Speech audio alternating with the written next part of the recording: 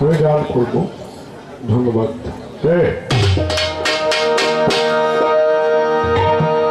কথা দেবে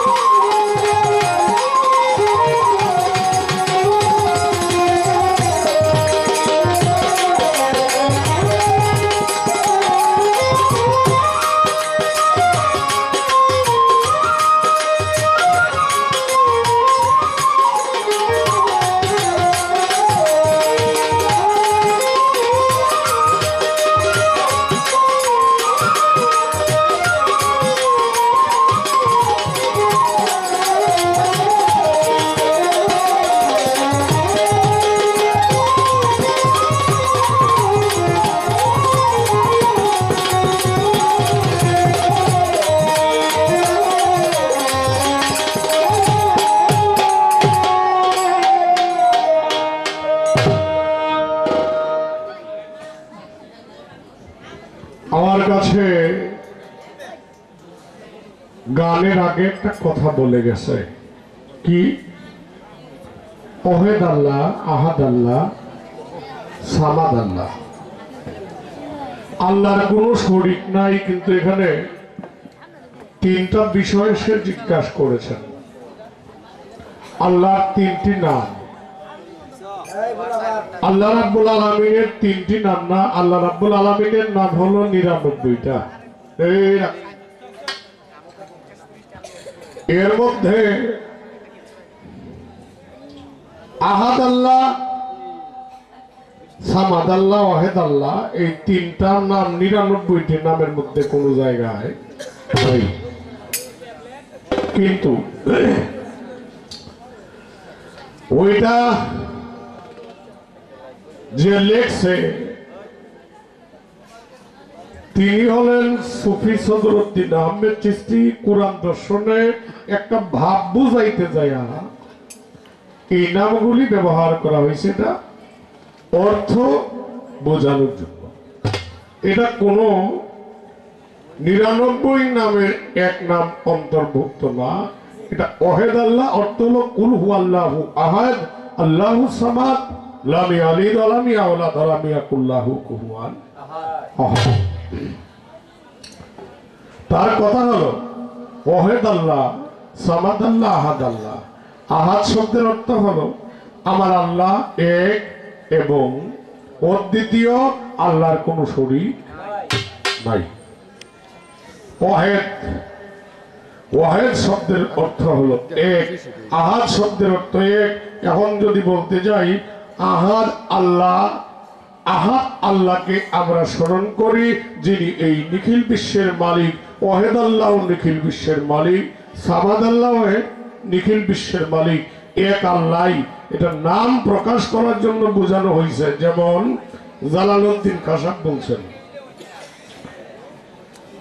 আছে বাজার শ্রীকলা যত কাল্লা তত আল্লাহ লক্ষ সিফতে সাই জাতি হয় একজনা বাবাজি যত কাল্লা ততই আল্লাহ আবার লক্ষ সিফতে সাই জাতি হয় কয়জন আল্লাহ কি তিনজন না একজন আল্লাহ একজন আমি বলতে চাই আমার আল্লাহ একজন আমার আল্লাহ এক অদ্বিতীয় লা নাই ইলাহা কিছুই নাই ইল্লাল্লাহ এক আল্লাহ ব্যতীত কিছু নাই কিন্তু ওয়াহেদ আহাদ সামাদ এটা শব্দের অর্থ বোঝানোর জন্য এখানে অনেক কিছু বলা হয়েছে কোরআন দর্শনে।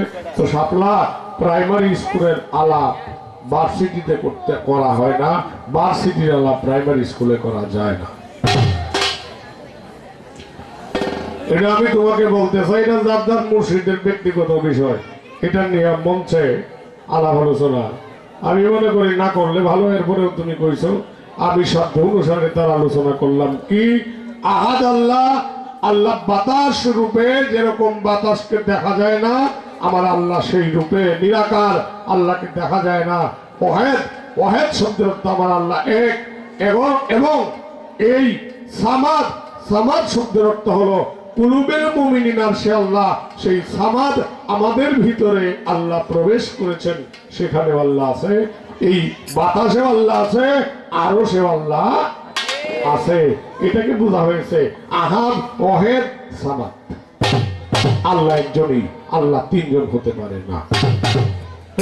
বলবে আল্লাহ তিনজন, তো একজন থেকে দুইজন কইলে হয় না, আমি কই কাফের। আল্লাহকে এক বলতে হবে, দুইজন বলা যাবে না। এখন কথা হইল, লালন শাহ বলছেন কায়াহীন ছায়াহীন যার কায়া দেখি, শরিক নাই সে লা শরিকি।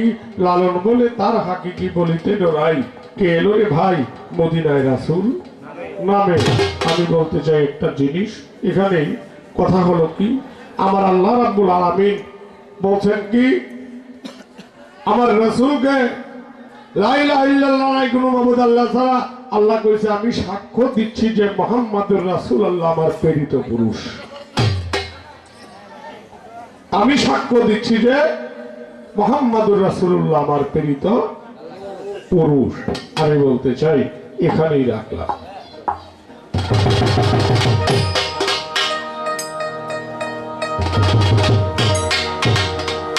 এই গাছ বৃক্ষর মধ্যে কি আল্লাহর দৃষ্টি নাই বাবাজি? হ্যাঁ, জালালউদ্দিন কা বলছে, গুণেতে অসীম তুমি, শক্তিতে নাই পার, গাছ পাতারে দিয়ে গেলে দেহের অলঙ্কার। কথার বেলায় সুন্দর তুমি, দেখতে গেলে ভুল। কবি জালাল তোরে বিয়ে করতে হয়েছে বেকুল রে, কাজল বরণ রূপের কন্যা রে। এই গানটা শুনলে তিনও কথার সমাধান হয়ে যাবে। রাখলাম।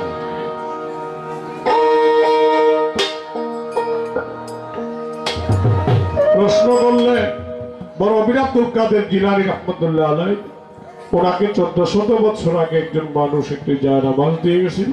এটা কার কাছে দিয়ে গেছিল নামটা জানতে চাচ্ছে। তো সাপলারে আমি বলি, হচ্ছে তুমি যে অনেক গানটা গাইছো, গানটা গায়ে আমার এই প্রশ্নটা করাটা হয় নাই। রাখ, এটা বলতে হবে।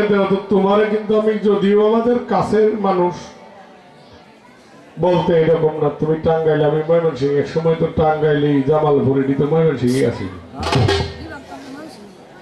এখনো বিভাগ ময়মনসিংহ। তো আমি বলতে চাই, তুমি যেখানে প্রশ্ন এখানে একটি গান করবা, গানটার প্রশ্নটাই যেন মিল থাকে। রাখলাম এই পর্যন্ত। এখন কথা হলো কি, বড় পীর আব্দুল কাদের জিলানীকে কে দিছিল, এটা বইয়ের মধ্যে পাওয়া যায়, সেই জীবনীর মধ্যে পাওয়া যায়। মাওলানা ফজলুল হক শাহ রহমতুল্লাহ আলাইহির লেখা, সেখানে পাওয়া যায় কি, বড় পীর আব্দুল কাদের জিলানী জন্মের 1400 বছর আগে একজন ওলি ছিলেন, যিনি খিজুর আলাইহিস সালামের সঙ্গে সঙ্গে ওলি।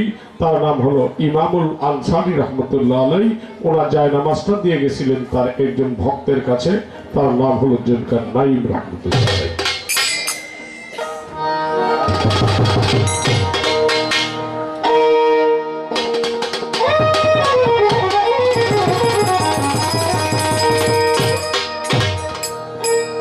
হে বড় পীর আব্দুল কাদের জিলানী, কুতুবে রব্বানী, মাহবুবে সুবহানী, গাউসে সামদানি, নূরে আজদানি, শেখ সৈয়দ আবু মুহাম্মদ মহিউদ্দিন।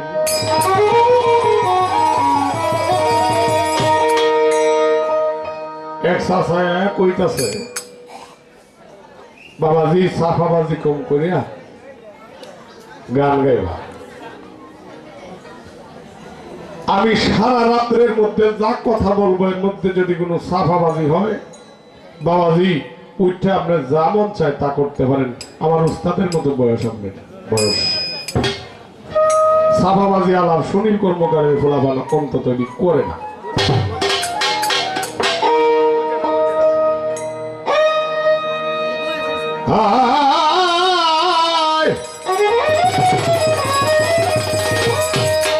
হে বরপি হে বরপি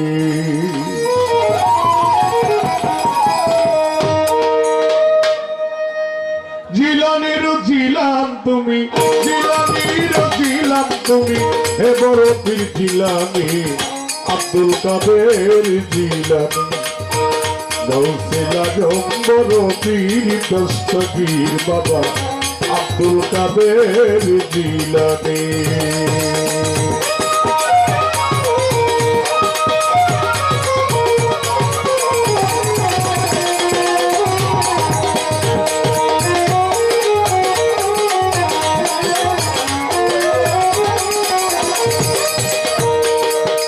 জিলানেতে জন্ম তোমার তরিকা কাদরিয়া আবু সালে মুসা জঙ্গিও না হয় তোমার পিতা।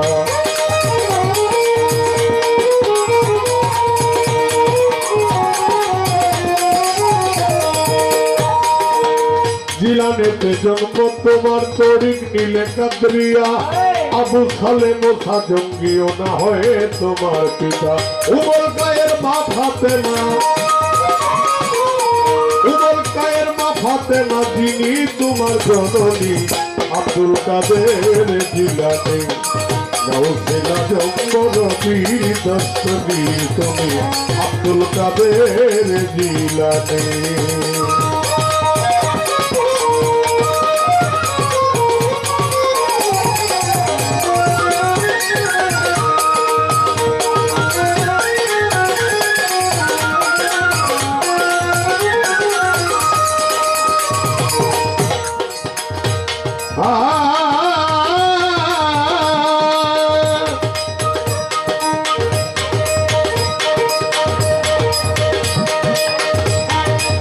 জিলান দেশে জন্ম তোমার ছিল রমজানের সময়, দিনের বেলা খাও না দুঃখ তাই তো তোমার রোজা হয়।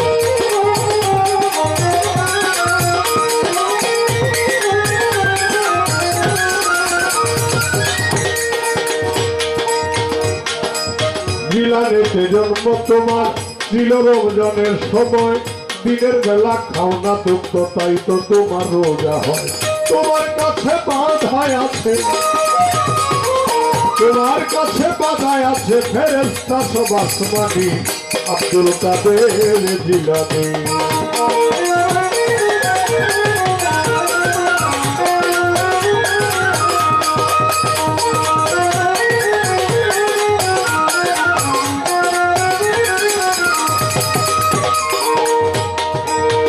জননী পড়েন কোরআন গর্বেতে রেখে সন্তান 18 সিফারা কোরআন মুখস্থ করিয়ে যান।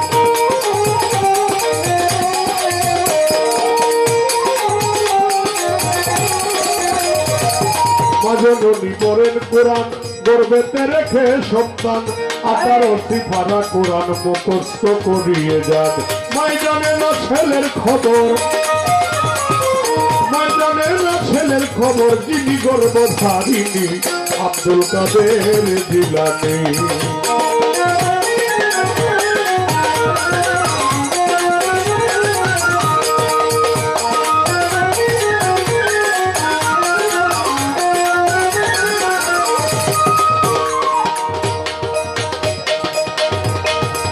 আমার কি হারাতে শক্তি গাইতে তোমার জীবনী, মুগ্ধাদের কলকে এনে দিয়ে দিল রোহানি।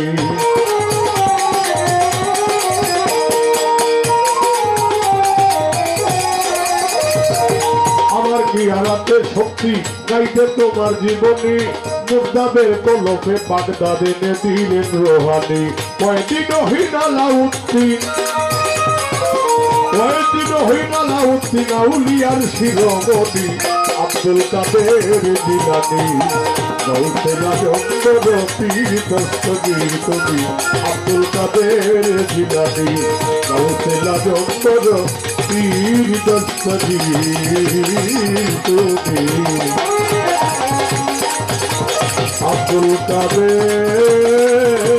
জিলানী।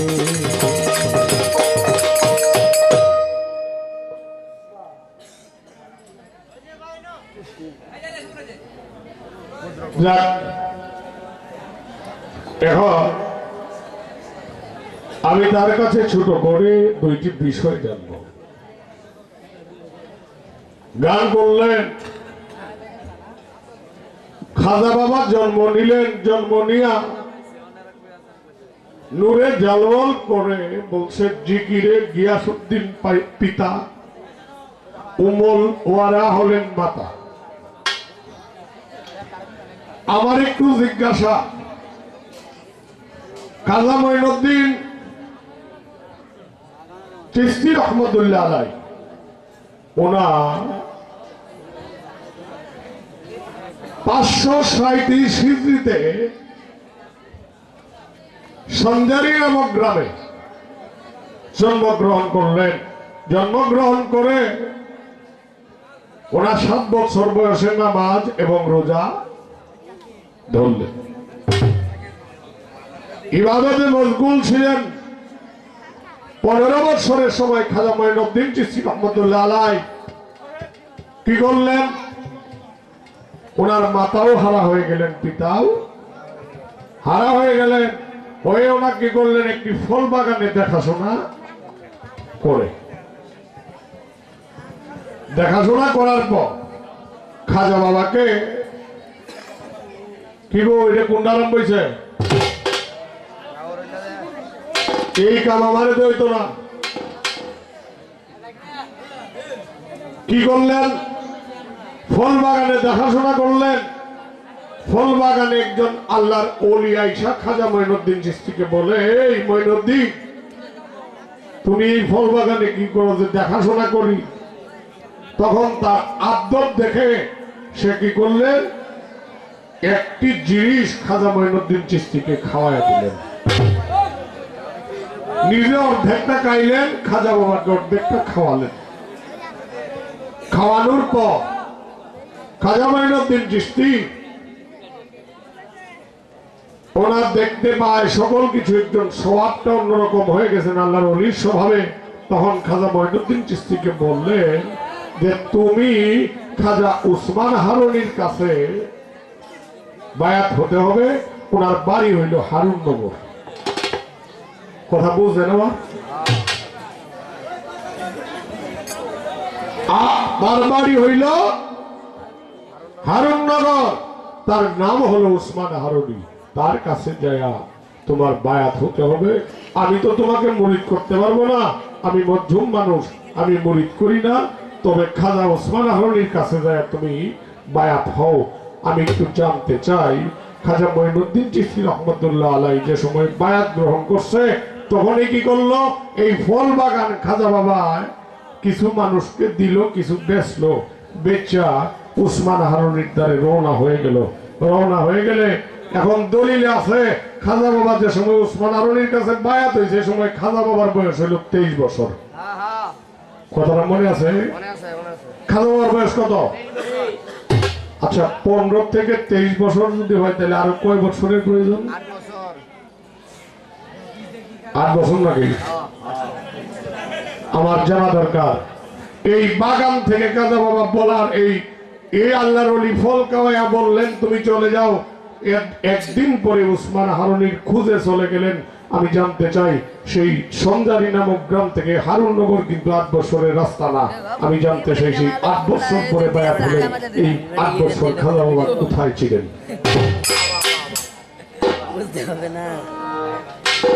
প্রশ্ন একটা। এখন আসেন, খাজা বাবার 2 জন ভক্ত, 2 জনরেই বানাইলেন, সফরে গেল। এক জায়গায় যেমন এই যে মুর্শিদে কইলে যদি বাবাজি আপনার কয় যে 15 বছরের লেগে সিল্লার যাওগা যদি আপনি মুর্শিদে বিশ্বাস করেন আপনার যাইতে হবে না।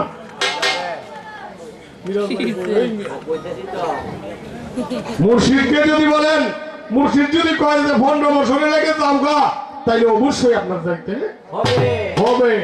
এখন আমার কথা হলো এই জায়গায় কি করলো, সবর করতে গেল, সবর করতে যাওয়ার পর তারা 8 বছর হয়ে গেল। এখন কথা হলো 8 বছর পরে তারা এক বাড়ি থেকে 8টা রুটি দিছে, একজনকে দিছে 3টা, একজনকে দিছে 5টা। কয়টা হয়? 5 আর 3 8। তখন এই 8টা রুটি তারা খিদা লাগছে, রাস্তায় বসে খাওয়ার জন্য, সেই খাওয়ার জন্য 8টা রুটি নিয়ে বসছে। 8টা রুটি নিয়ে বসলে মানুষ গেছে, একজন ভক্ত গেছে, গিয়ে কয় বাবা এই আমিও তো খাজা বাবার, তোরা খাজা বাবার ভক্ত, তাহলে তুই তো আমার তরিকতের ভাই, বাইরে আমার কাছে তো কিছু নাই, তাইলে আমার খুব খিদা লাগছে, তাইলে তোরা দুজনে যখন খাইতে বসছস তা আমারও দে। তখন 3 জনে সমান সমান করে 8টা রুটি ভাগ করে খাইছে। 8টা রুটি ভাগ করে খাওয়ার পরে এই যে লোকটা খাইছি, এই লোকটা কইতেছে খায়া কয় আমি তো ঋণী হয়ে গেছি তোর কাছে, তাইলে নে তোরা দুইজনে 8টা দিনার দিলাম, এই 8টা দিনার দুইজনে সমান সমান ভাগ করে নিব। 8টা দিনার। এখন তারা দুইজনে লুবে ভরে গেছে, কইতাছে আমারে দিবে 5টা, কারণ আমার রুটি আছে তো 5টা, তোর 3টা আছে, তুই 3টা নিবে। এই লইয়া কয় না বেড়াই তো কইছে সমান সমান করে নিতাম। দুইজনে লাগছে ঝগড়া, লাগে খাজা বাবার কাছে গেছে। খাজা বাবা গিয়ে কইতাছে কি সমস্যা কি? কয় আমার 3 রুটি, এর লেগে 3টে দিব, ফের 5টার জন্য 5টা নিব। এখন যে লোকে দিয়ে গেছে এই লোকে কইছে আমরা দুইজন সমান সমান করে ভাগ করতাম। খাজা বাবা কয় তোর রুটি কয়টা? কয় 3টা। কয় তোর কয়টা? কয় 5টা। যার 5টা তারে দিল 7টা রুটি, লক্ষ্য করবেন, 7টা দিনার। আর যার 3টা রুটি তারে দিল 1টা। 1টা হলো এক দিনারের মালিক 1 দিনার পায়ে কইতেছে হুজুর তেহে 3টে দিছি, নেডি বেলা আছেন, তাহলে আপনি 1টা দিছেন যে? চিস্তিয়া তরিকা অনুযায়ী আমি মঈনুদ্দিন একটা সঠিক বিচার করে দিলাম। আমি জানতে চাই চিস্তিয়া তরিকা অনুযায়ী 8টা রুটি, এর মধ্যে 5 আর 3, হয়তো 3 আর 5 দিতে পারতো, কিন্তু যার দিনার 3টা তারে 1টা দিয়া, যার দিনার 5টা তারে 7টা দিয়া খাজা বাবা সঠিক বিচারটা করলো কোথায়?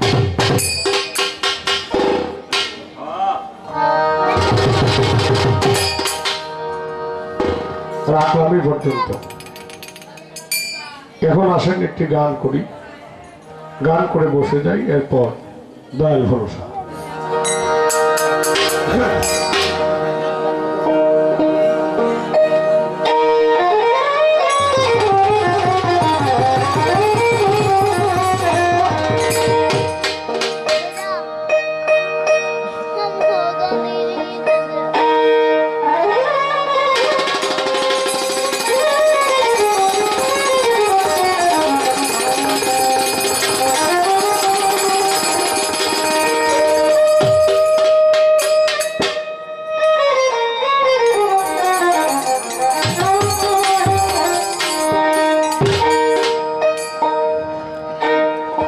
ওরে আমি তোমার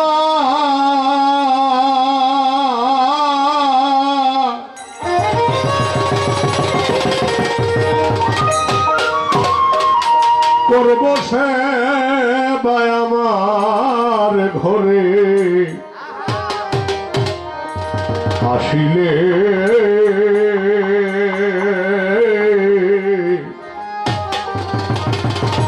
আমি বড় লজ্জা পাবো রে তালে বেশা,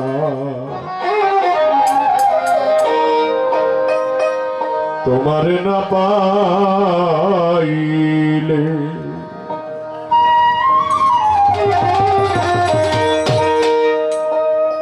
যে মুর্শিদের পাগল, মুর্শিদের জন্য ভাষণ সজ্জা সাজায় রাখে। যেমন আজকে নুরুল ইসলাম সাহেব 1 বছর পরে পরে মনে হয় অনুষ্ঠান করে নাকি, এটা কত 39তম মনে হয়,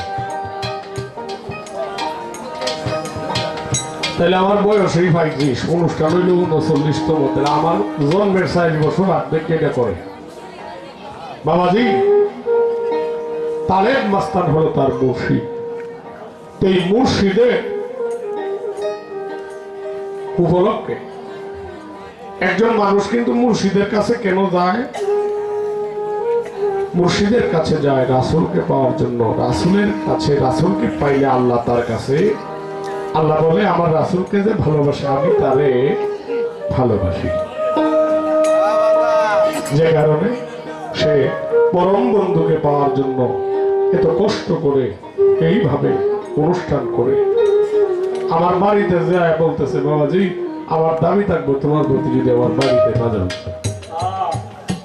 এই গানটি আমি করি না এখন এইভাবে, যে একটা পার্টি দুইজন শিল্পীর গান বাজানি সারা রাত্র আমার পার্টি এটি বেজালে, এখন বাজাইতে বাজাইতে আইসা হয়ে গেছে এগুলোর সাথে বাজায়।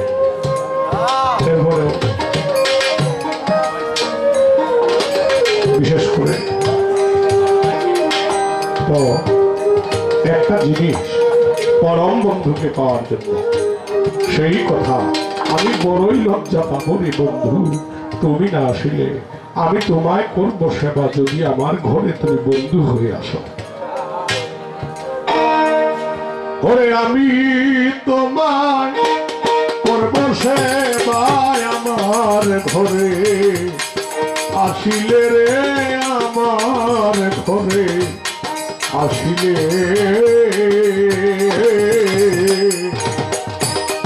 বড় লজ্জা পাইব রে বন্ধু তোমারে না পাইলে।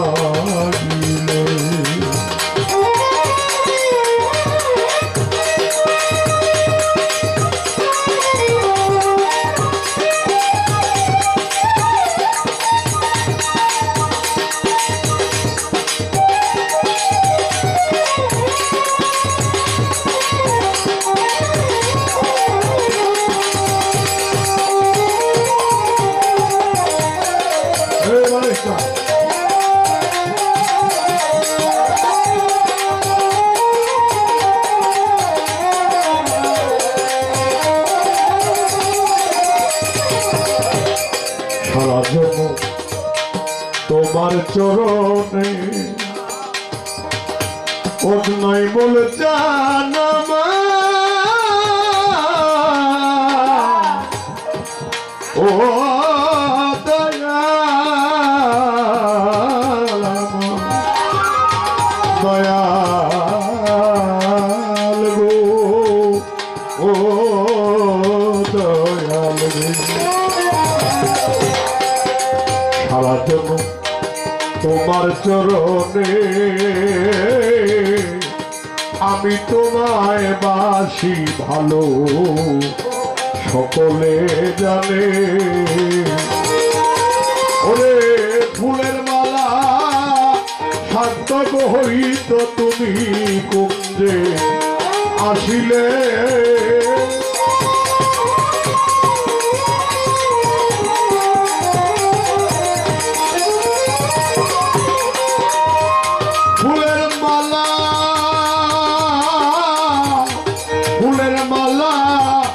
সার্থক হইত তুমি কুন্দে আসিলে বড় লজ্জা পাবো রে বন্ধু তোমারে না পাইলে।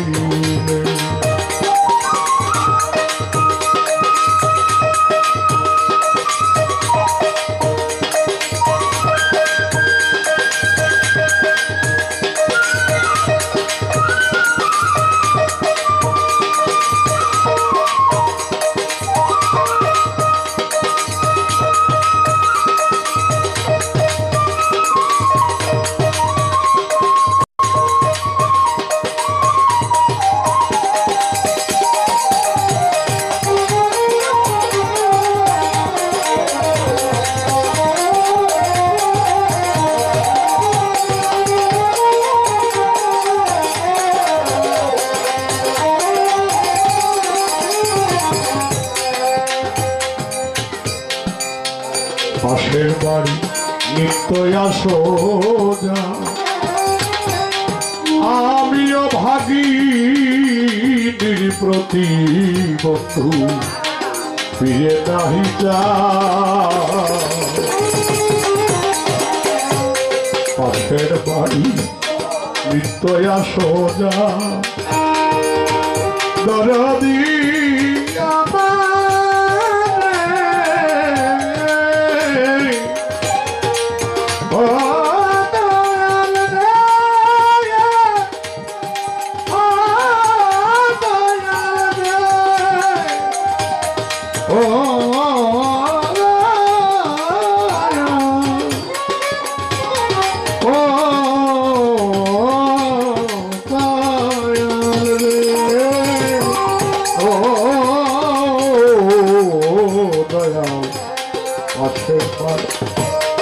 নিত্যয়া সোজা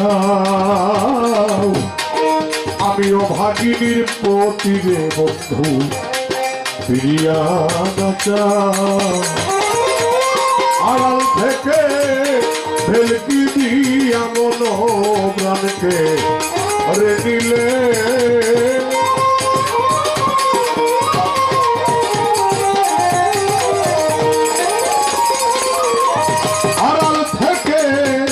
ভেলকি দিয়া মন প্রাণকে রে নিলে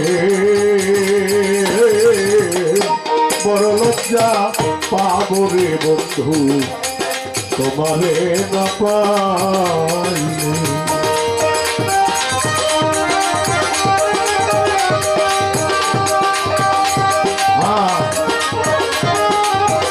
সবাই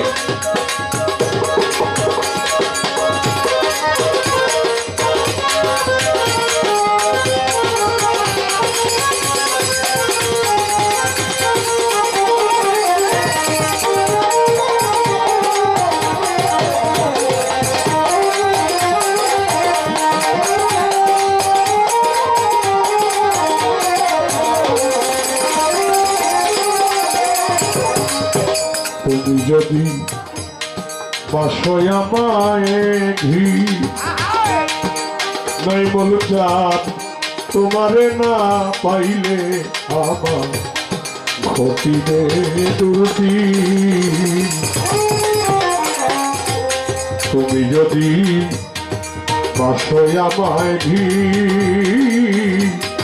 তোমারে না পাইলে আমার ঘটিবে দুর্দিন লোকে বলবে আমি রূপ দিনে তো দিনকার গান গাইলে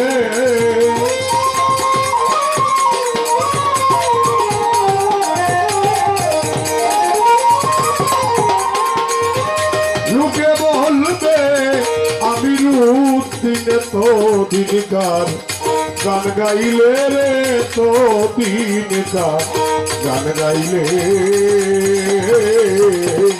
বড় লজ্জা পাবো রে বন্ধু তোমারে না পাইলে আমি তোমায় করব সেবায় আমার ঘরে আসিলে রে আমার ঘরে আসিলে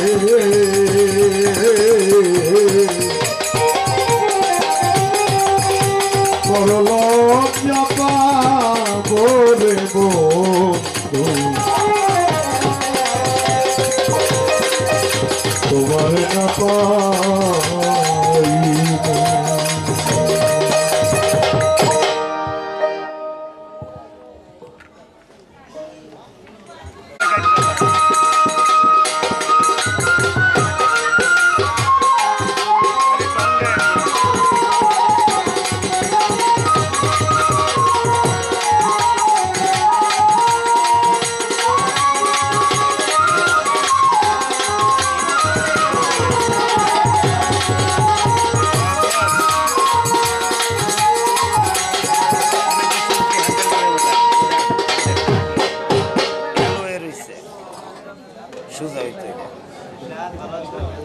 হ্যালো হ্যালো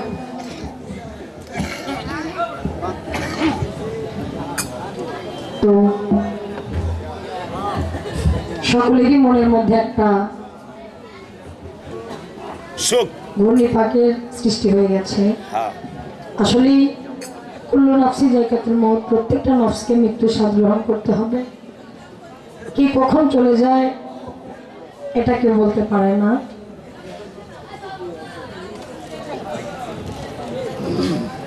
কি ব্যাপারে তলব করতেছে মা বোনদের পক্ষ থেকে?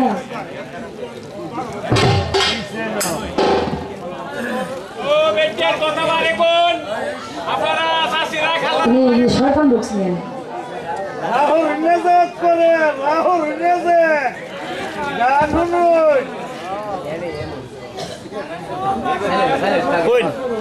তো যাক, আমি ওকে আমি যে প্রশ্নটা করেছিলাম প্রশ্নটার বাউরা এমনই একটা জারি আসছে আমার দিক, জারিটা এমনই তিনি বলতেছে যে শাপলা তুমি যেখানে জ্ঞানটা করছো এইখানে প্রশ্নটা করার চেষ্টা করো। আমি জ্ঞানটা করেছিলাম কোন জায়গা থেকে? মায়ের গর্ভে খাজা বাবা আল্লাহর জিকির করে রে নূরের আলো ঝলমল করে। এই গানের মধ্যে খাজা বাবার পিতা মাতার সম্বন্ধে কিছু কথা ছিল। গানটা জীবনী সম্বন্ধে করেছিলাম, এখন তার জানা দরকার। এই যে বিষয়টা গান করলাম এক জায়গায়, প্রশ্ন রাখলাম আরেক জায়গায়। হ্যাঁ, আপনার কথাটার 100% আমি গুরুত্ব দেই, কিন্তু আপনারা তো একটু বোঝা দরকার। আমি কি প্রশ্নটা করেছিলাম? বড় পীর আব্দুল কাদের জিলানী রহমতুল্লাহ আলাইহি জন্মের 1400 বছর আগে এক ব্যক্তি একটা জায়নামাজ দিয়ে রাখা গেল। স্টেপ বাই স্টেপ যখন বড় পীর জন্মগ্রহণ করলো, গ্রহণ করার পরে তার কাছে জায়নামাজটা আইসা পৌঁছাইল। তাহলে এটা জন্মের পরে আসছে না কথাটা? জন্মের পরেও কিন্তু কথাটা আসছে না। এমন কথা আসছে যে জন্মের আগে তারে জায়নামাজটা তার হাতে তুলে দিছে, তা তো না। এখানে জন্মের পরে তার হাতে জায়নামাজটা তুলে রেখে গিয়েছিল। তো আমার কাছে এবার প্রশ্ন উত্তরটা যেমন তেমন, কিন্তু এই যে প্রশ্নটা ঘুরাই গড়াইয়া একটা আপনার যোগ বিয়োগ ভাগ আছে না, গণিতের মধ্যে যে আমরা পড়ি পাই, এই ভাগের যে একটা বিষয় 1 2 3 4 5 এই 8 10 দিনার 2 রুটি, কে কয়টা রুটি পাইলো, দিনার কয়টা পাইলো, এই যে একটা হিসাব, এটা কিন্তু বিশাল একটা বিষয়। তো যাক, পেঁচে সমস্যা নাই, জিলাপি যতই পেঁচুক থাকুক না কেন, এই জিলাপিটা 12টা বুঝছে মাঝখানে একটা কামড় দিলেই জিলাপিটা শেষ। তাই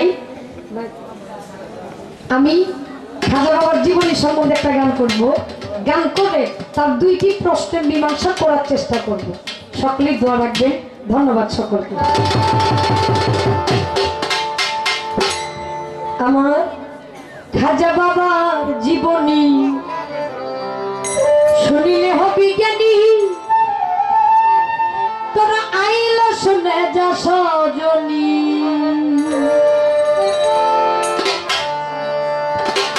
খাজা বাবার জীবনী শুনিলে হবি জ্ঞানী, আইল শুনে যা সজনী। আমার খাজা বাবার জীবনী শুনিলে হবি জ্ঞানী, আইল শুনে যা সজনী।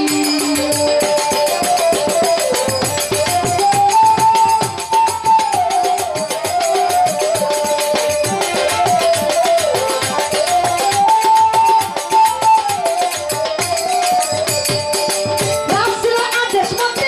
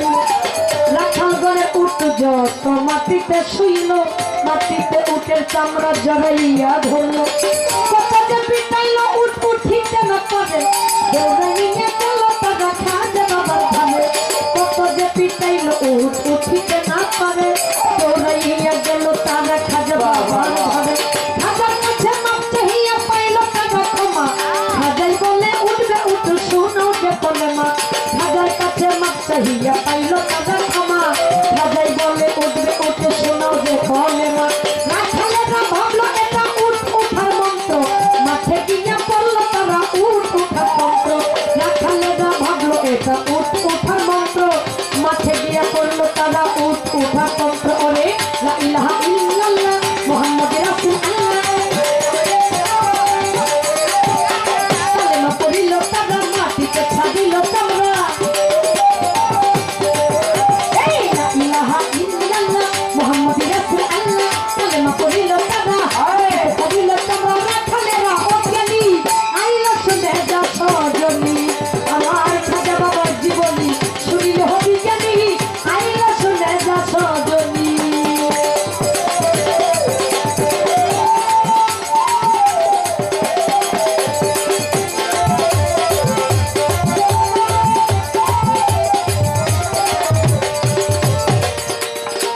আমার শব্দের পাবে প্রশ্ন থাকে তার উপরে ওরে হিন্দুস্তানে প্রথম আজানের ধ্বনি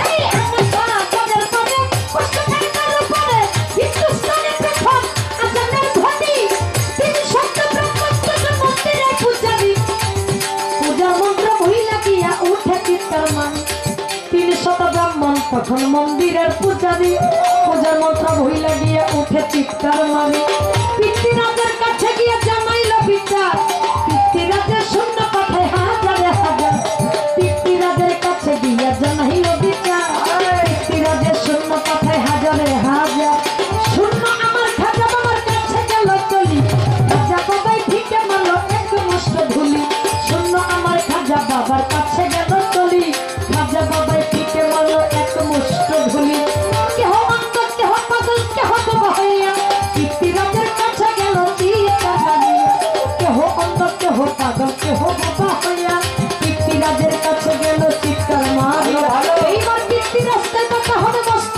জাদুকি জাদুগিরের সামনে করব জাদুগির হাজির পিতৃরাজকে ব্যথা হবে মস্ত জাদুগির জাদুগিরের সামনে করব জাদুগির হাজির রামদাও নামেতে এক জাদুকর আছিল পিতৃরাজে খাজার কাছে পাঠাইয়া দিল রামদাও নামেতে এক জাদুকর আছিল পিতৃরাজে খাজার কাছে পাঠাইয়া দিল জালালি নজরে খাজা চাইল এক নজর সঙ্গে সঙ্গে বেহুশ হইল রামদাও জাদুকর জালালি নজরে খাজা চাইল এক নজর সঙ্গে সঙ্গে বেহুশ হইল রামদাও জাদুকর একটু পরে হুশ পাইয়া ধরে খাজার পায় বলে আপনার ধর্ম সত্য ধর্ম শিক্ষা দেন আমায় একটু পরে হুশ পাইয়া ধরে খাজার পায় আপনার ধর্ম সত্য ধর্ম শিক্ষা দেন আমায় শেখ স্বাধীন নাম রাখিল বানাইয়া মুসলমান স্বাধীনত ভাগ্য হইল সে তৎদান শেখ স্বাধীন নাম রাখিল বানাইয়া মুসলমান স্বাধীনত ভাগ্য হইল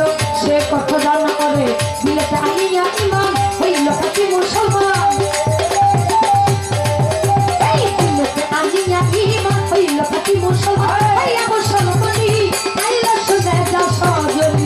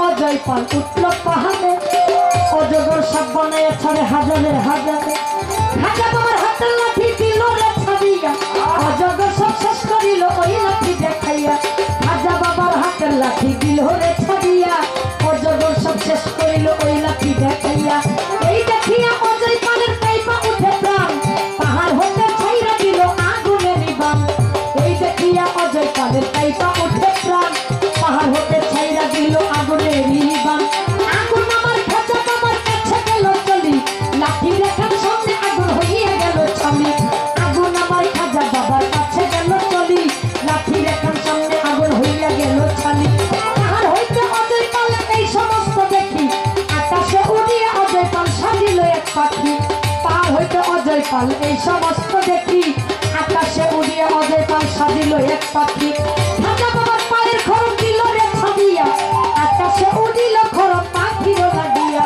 খাজা বাবার পায়ের খরম দিল রে ছাড়িয়া আকাশে উড়িল খরম পাখির লাগিয়া আকাশে উড়িয়া খরম পাখিরে ধরিল পিটাইতে পিটাইতে খাজা পায়েতে নামাইল আকাশে উড়িয়া খরম পাখিরে ধরিল পিটাইতে পিটাইতে খাজার পায়েতে নামাইল পাখি বলছে দয়াল খাজা ধইরা বলছি পায় খরম থামান নাইলে বলছি প্রাণে বাঁচা যায় পাখি বলছে দয়াল খাজা ধইরা বলছি পায় খরম থামান নাইলে বলছি প্রাণে বাঁচা যায় এইবার পাখির রূপটা ছাইরা দিয়া মানুষের হইয়া অজয় পালে বলছে এবার কান্দিয়া কান্দিয়া পাখির রূপটা ছাইরা দিয়া মানুষের হইয়া অজয় পালে বলছে এবার কান্দিয়া কান্দিয়া আপনার ধর্ম সত্য ধর্ম শিক্ষা দেন আমায় আপনার ধর্ম শান্তি ধর্ম শিক্ষা দেন আমায় আপনার ধর্ম সত্য ধর্ম শিক্ষা দেন আমায় আপনার ধর্ম শান্তি ধর্ম শিক্ষা দেন আমায় ওরে লা ইলাহা ইল্লাল্লাহ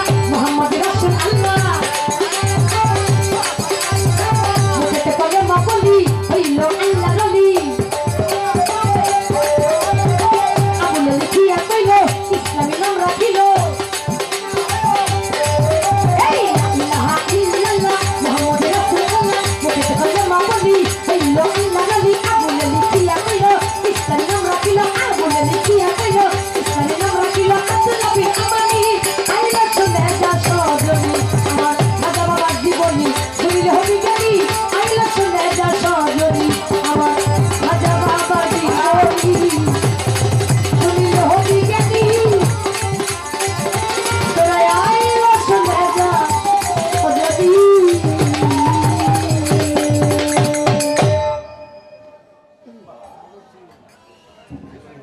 তো আমি তো ভাবছি হিসাব করে আমি তো এটা প্রশ্ন করলাম হয়তো ছোট বোন হিসেবে আমার একটু জনাব মোহাম্মদ সিরাজুল ইসলাম সাহেব আপনি একটু মঞ্চে আসেন হিসাব করে ভাবলাম যে আমার মধ্যে একটা প্রশ্ন কমই করতো সমানে সমানে জানি না এই ভালোবাসাটা কি ছোট বোন হিসাবে না আমার পরীক্ষার মধ্যে রাখছে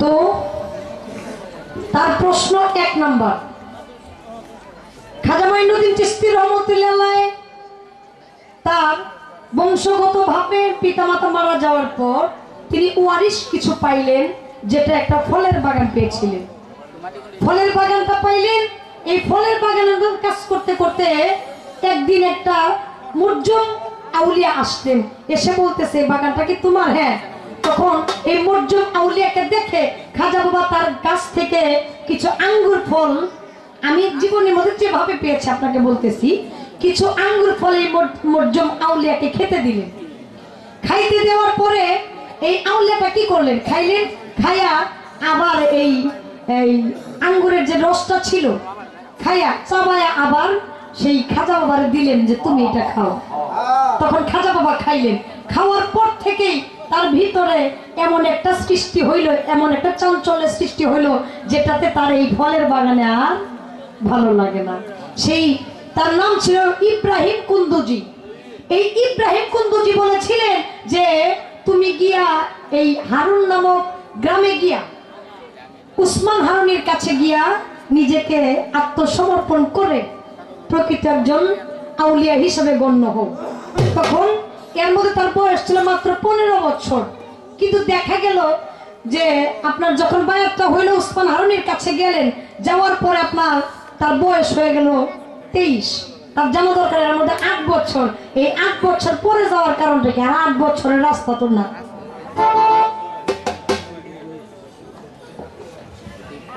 এর মধ্যে উসমান হারুনির এই খাজা বাবার জীবনের মধ্যে আরেকটা বিষয় পাওয়া যায়।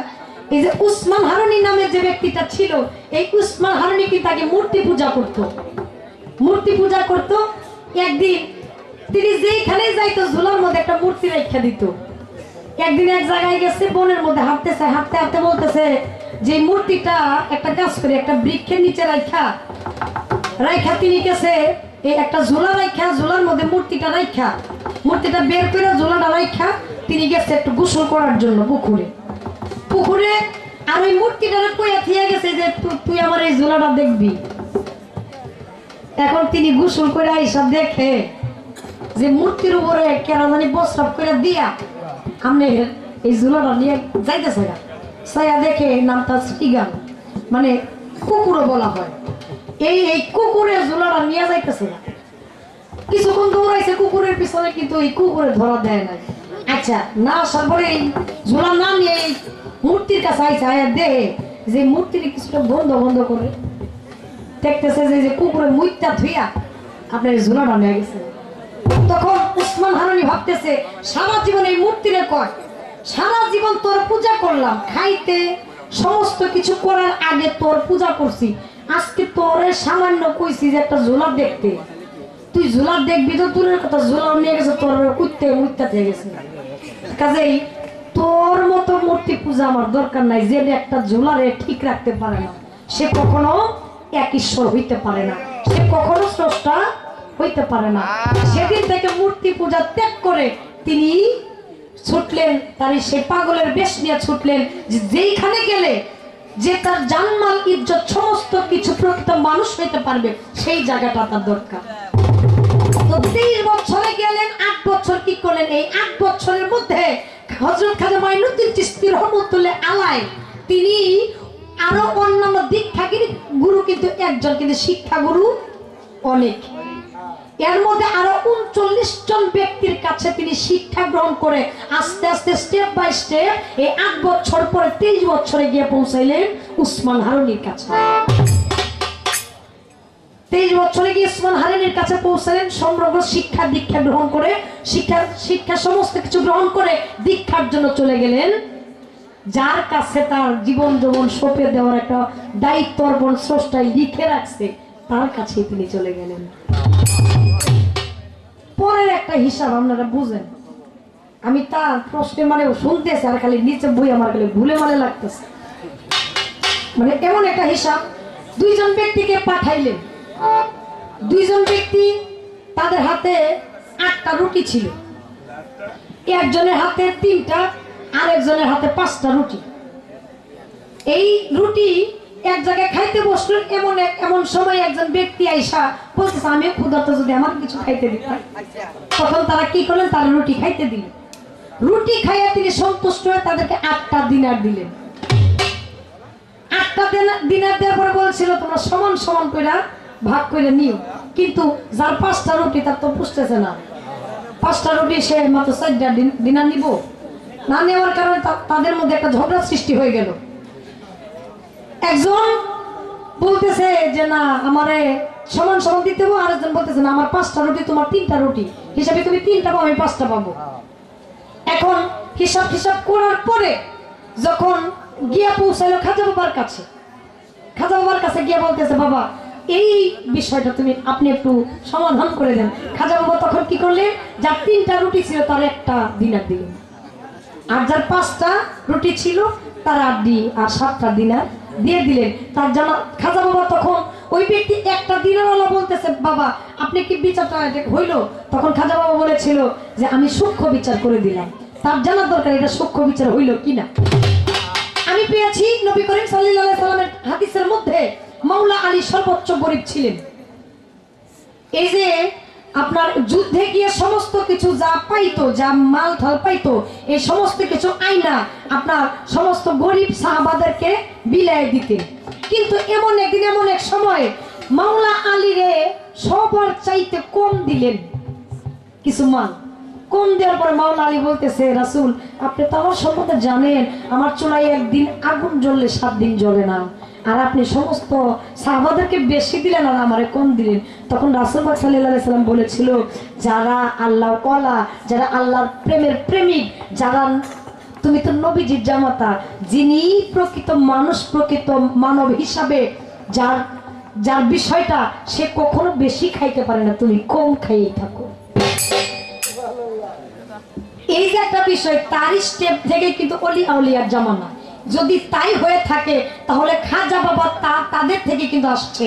খাজা বাবা ভক্ত, 2 জন ভক্তকে, এক ভক্তকে বেশি দিয়ে দিল, যে লোভী, তোমার লোভ আছে তুমি নিয়ে যাও, আর যার লোভ নাই তারে, তিনি জ্ঞানী, তাকে একটা রুটি দিয়ে তারে বুঝ দিলেন যে একটা দিনার নিয়ে বুঝ পাইলেন, তিনি তো জ্ঞানী, তিনি তো আউলিয়া হতে পারেন। খাজা বাবা আসলেই তার কিছু পেঁয়াজ ছিল, তা আল্লাহ পাক চায়, আমি তো ভাবছি কইতিবার মনে এতগুলো। আপনারা দোয়া করেছেন বিধায় বলা সম্ভব হয়েছে, যতটুকু সম্ভব মীমাংসা করার চেষ্টা করলাম। এবার ভাই 2টা করে প্রশ্ন করলাম, আমার 2টা করে প্রশ্ন করে, আমি চাইতেছি এবার আমি একটা প্রশ্ন করতাম। কি করেন আপনারা? একটা প্রশ্নই করি। প্রশ্নটি এমনই হবে, হযরত বড় পীর আব্দুল কাদের জিলানী রহমতুল্লাহ, একটু আগায় নিয়ে যায়, যেহেতু রাত্র অধিক হয়েছে। বড় পীর আব্দুল কাদের জিলানী রহমতুল্লাহ আলাইহি তিনি ওয়াজ করতেন, লক্ষ লক্ষ মানুষের মধ্যে ওয়াজ করতেন, কিন্তু ওই সময় মাইক ছিল না, সাউন্ড ছিল না, কোনো কিছু ছিল না। তারপরে প্রত্যেকটা ভক্তের কানে কানে গিয়া সমস্ত কথা আপনা আপনি পৌঁছে যাইতো, কোনো কিচ্ছু ছিল না, কিন্তু বড় পীরের বাণী প্রত্যেকটা ভক্তের কানে যায় সঠিকভাবে পৌঁছাইতো। সবাই লক্ষ লক্ষ, 1.25 লক্ষ, 1.5 লক্ষ, 3 লক্ষ মতো শ্রোতা ছিল, প্রত্যেক শ্রোতাই শুনতে পারতো বড় পীরের ওয়াজ। আমার এখান থেকে একটু জানা দরকার, বড় পীর ওয়াজ করতেছে, ওয়াজ করতে করতে এমন একটা এজাজতের মধ্যে তিনি, এমন একটা হালের সৃষ্টি হয়ে গেছে তার মনের মধ্যে। হালের সৃষ্টি হইতে হইতে তার মাথার মধ্যে যে একটা পাগড়ি মুবারক ছিল, এই পাগড়ি মুবারক আপনা আপনি খসে মাটিতে পড়ে গেছে। পড়ে যাওয়ার পর রাসূল যখন বড় পীরের পাগড়ি মুবারক খসে গেছে, সমস্ত ভক্তদের মাথায় টুপি ছিল, তারাও টুপিটা খুলে মাটিতে রাখলো। আবার ওই সময় বাগদাদের ওই সময় কিছু কিছু মহিলারা রুমাল ব্যবহার করত। আমার জানা দরকার, এই লক্ষ লক্ষ টুপির মধ্যে একজন মহিলা রুমাল আইসা উপস্থিত। এখানে কোনো মহিলা শ্রোতা ছিল না, শুধু পুরুষ শ্রোতা ছিল। আমার জানা দরকার, এই যে লক্ষ লক্ষ টুপির মধ্যে একটা মহিলার রুমাল আইসা উপস্থিত, টুপির মধ্যে দেখে একটা রুমালও মাটির মধ্যে পড়ে আছে, সম্মান জানাইতেছে। আমার জানা দরকার মহিলাটার নাম কি, আর ওই মহিলাটা ওই জায়গায় ছিল না, কোথা থেকে কিভাবে এই রুমালটা এই টুপির মধ্যে এসে ঢুকলো। একটা প্রশ্নই ভাই, আমার বেশি কিছু নাই। বড় লজ্জা পাবো রে বন্ধু তুমি নাই আসলে, তাই আমি একটি বিচ্ছেদ গান করতে চাই, তার ভাবেই মিশাইয়া কিছু গান করবো। সকলে দোয়া রাখবেন, ধন্যবাদ সকলকে।